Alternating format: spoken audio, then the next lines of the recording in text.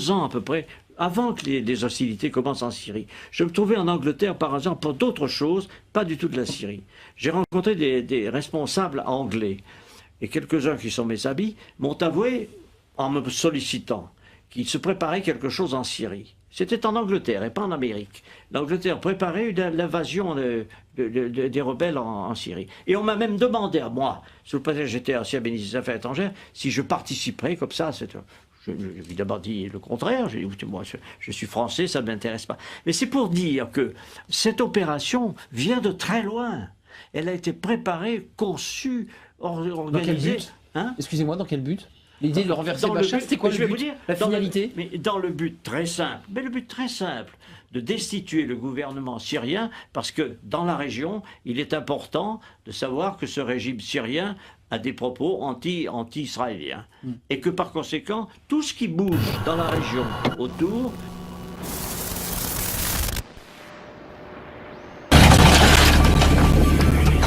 And Israel has tried on the surface to appear neutral.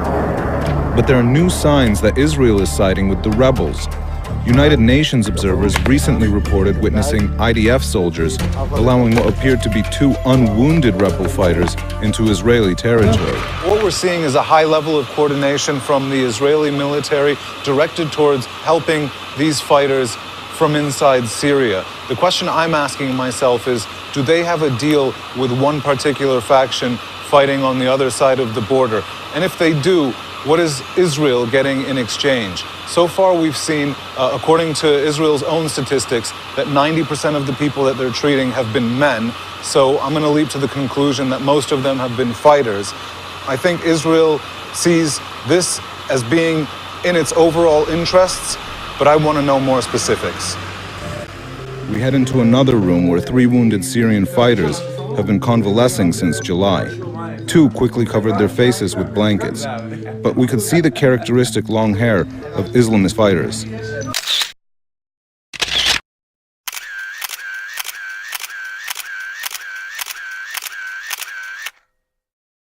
Druze activist Sudki al-Makt spent 26 years in Israeli prisons, accused of promoting terror. Since his release, he's continued to be active against Israel's occupation of the Golan Heights. He claims to have witnessed Syrian Takfiri militants, in particular al-Nusra Front fighters, traveling freely across the border. He secretly took these photographs of Syrian patients in Israeli hospitals. He believes they are Sunni fighters, judging from their appearance, behavior, and beliefs. Israel's supporting these terrorist groups. They're helping the terrorists come to Syria. They're helping them with all the equipment needed to launch terror attacks in Syria. And they're taking the injured terrorists into occupied Palestine and looking after them in their hospitals. Then they send them back to Syria in order to carry out more terror attacks. What's more, United Nations forces stationed in the area report that on several occasions Israeli soldiers had dealings with armed members of the Syrian opposition.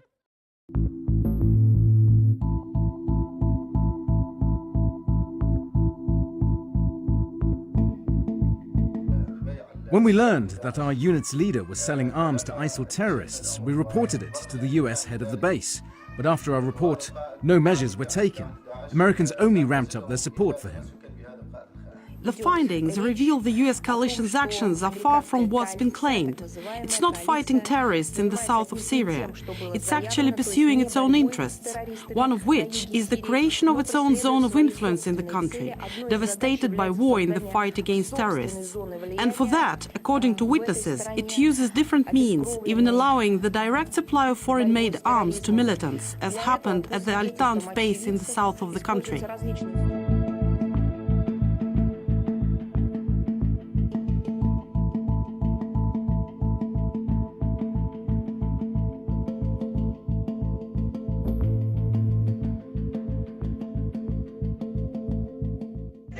الآليات والدبابات والمسيطرة. الله أكبر. الله أكبر.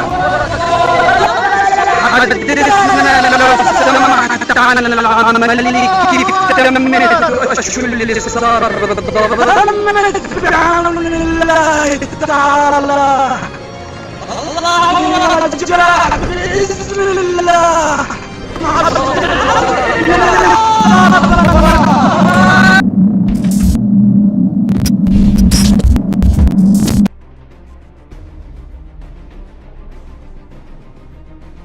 US aircraft have evacuated 22 ISIS field commanders from Deir Zor to safer regions, while government forces are advancing against the terrorist group in this strategic city, Russia's Sputnik news agency reported on Thursday, citing a military and a diplomatic source.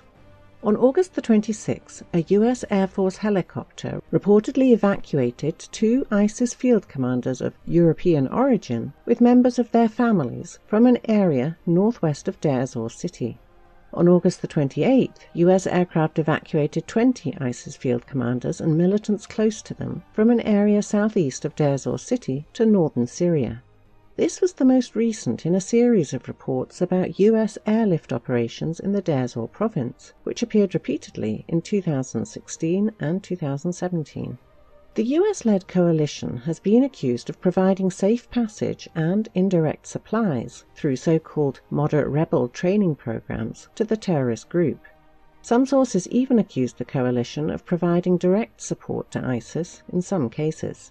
One of the biggest incidents took place on September the 17th, 2016, when the US-led coalition accidentally carried out airstrikes on positions of the Syrian Arab Army, SAA, near Deir Zor airport, killing about 90 to 100 SAA soldiers and wounding 110 more.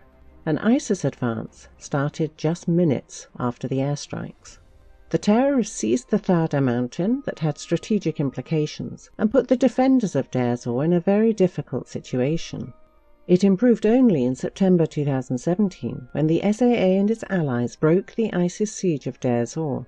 In August 2017, the coalition forgot that it and the US-backed Syrian Democratic Forces, SDF, had allowed large numbers of ISIS terrorists to withdraw freely from the Syrian cities of Manbij, Tabqa and Raqqa, and started a major media campaign blaming Hezbollah for an evacuation deal with ISIS at the Syrian-Lebanese border. Rather than use its resources to improve Iranian lives, its oil profits go to fund Hezbollah and other terrorists that kill innocent Muslims and attack their peaceful Arab and Israeli neighbors.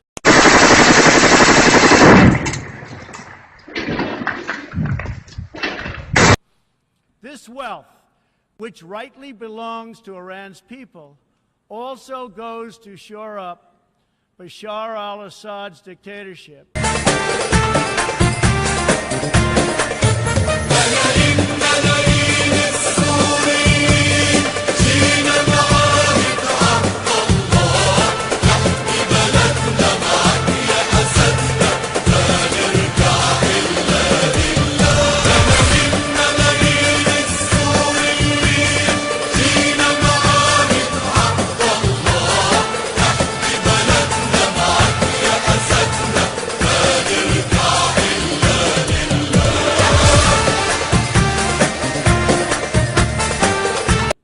Fuel Yemen's civil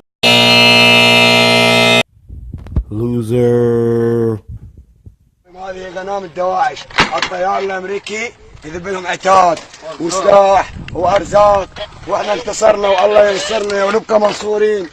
الحمد لله والشكر. بعد هذا بعد هذا ماكي زين عفوا فروا دقيقة عفوا فروا جردان داعش راح افتح لك هسه الحاوية حاليا وشوف. هاي الصواريخ. لما يسدها من شو هاي وذيك هذيك. تعال تعال هاوي. هاك باوي.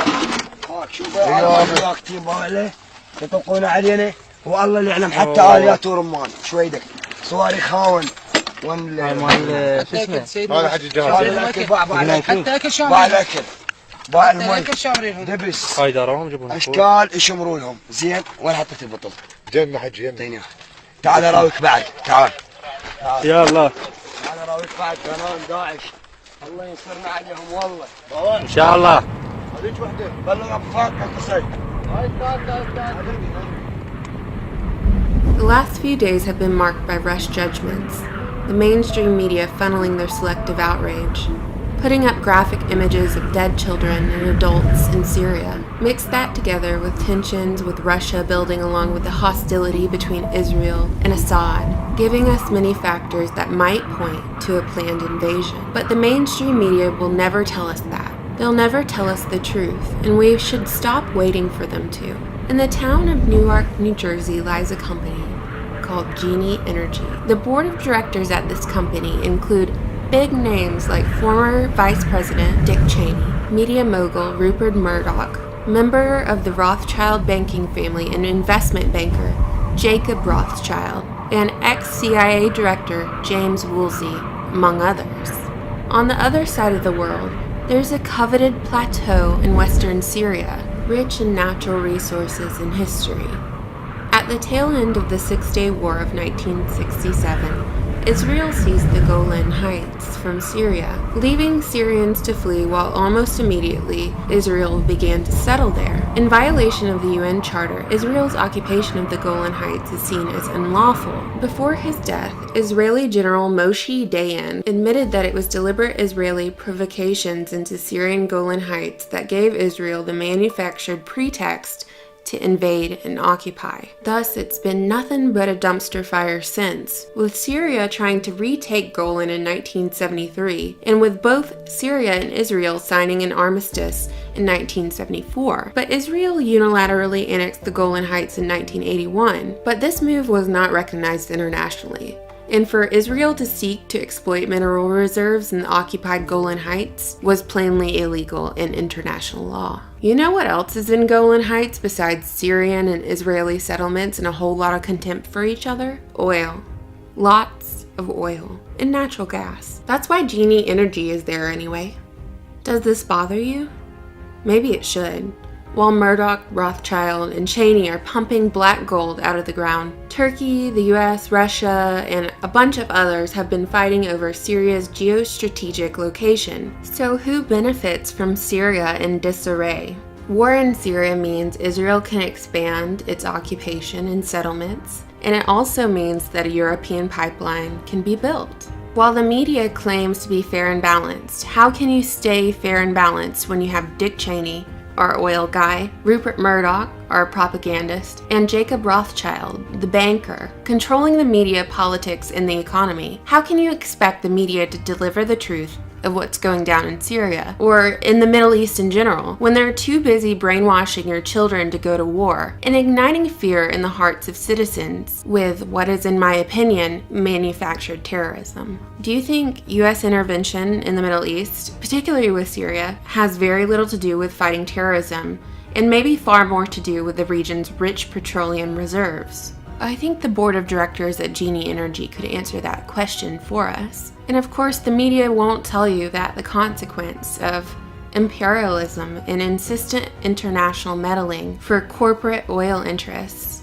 destabilizes the entire Middle East, and it led to the formation of radical groups, which are then funded by those who want Syrians, in particular, to either die or seek refuge in another country. Get out so we can have your oil. And we all know Iran is next, especially since British Petroleum, formerly known as the Anglo-Persian Oil Company, will never forget the wealth they sucked from the oil fields of Iran, as they were, in fact, the first company to extract petroleum from Iran. Iran's oil was a global prize and one that BP had no plans to let go. When Winston Churchill helped seize it in the 1920s, he called it a prize from fairyland beyond our wildest dreams. So the rival narrative to, oh my gosh, these pictures of dead children from this chemical attack are horrible, we have to act. The rival narrative is that this is all to overthrow the Syrian government. So the powers that be can install their own government. Then they can install their own central bank. And of course, the reconstruction process from war is really profitable. And you could equip a Syrian army, which is a big market for the arms manufacturers. And then they could also get that coveted pipeline from Qatar to Turkey and all the oil they want in Syria. And of course, all of this also benefits Israel. Taking over Syria gives them more of a safe zone around Israel. But there's one problem.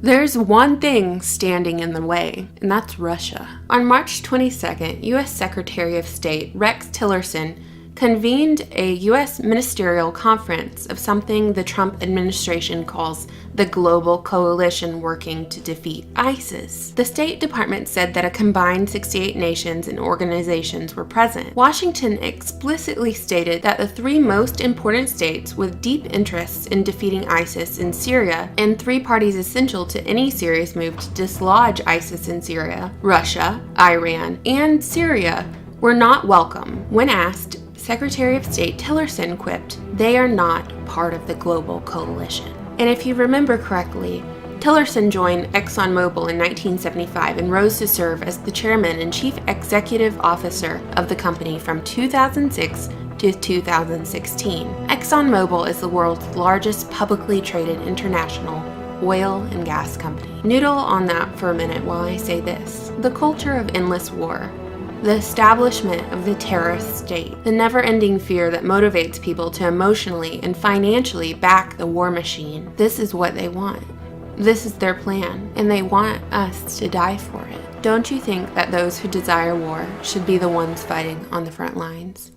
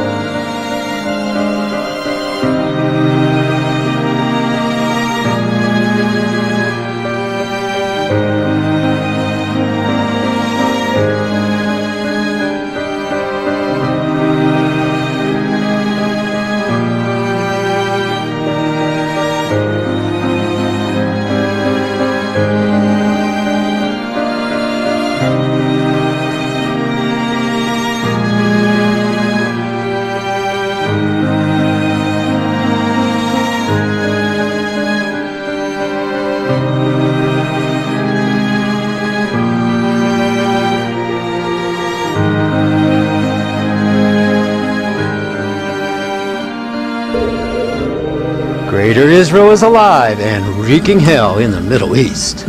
ISIS is doing Israel's bidding, prosecuting the toppling of Assad and neutering Iran's regional influence. ISIS is the perfect shill. Not once has it decried the Zionist state. But with the anti-Zionist, Syria, Iran acts as a resistance out, Greater Israel kicks in. Declassified documents were published showing that as early as 2012, US intelligence predicted the rise of Islamic State. The report shows the powers who supported the Syrian opposition, like America, envisioned the creation of an independent principality in eastern Syria and supported it. They also clearly predicted the establishment of Islamic State through its union with other terror organizations in Syria and Iraq. More than predicted. Assad says America created ISIS. A lot of analysts and a lot of journalists say that you have helped ISIS to emerge because it's an opportunity for you to appear like a shield, a rempart, un bouclier. But ISIS was created in Iraq in 2006 under the supervision of the Americans. I'm not in Iraq and I wasn't in Iraq. I wasn't controlling Iraq. The American controlled Iraq. And ISIS came from Iraq to Syria because chaos is contagious. And nobody creates chaos better than America, where neocon Jews, Kagan, Crystal, Weasel Tear want Assad out. What a friend they have in ISIS. Just last March, Iraqi forces arrested 3 military advisors discovered inside an Islamic State facility, carrying U.S. and Israeli passports. ISIS is good for the Jews, and the lies and evasions keep pouring in. America, run by Jews, help anyone? Jews only help themselves, and ISIS plays right into their hands.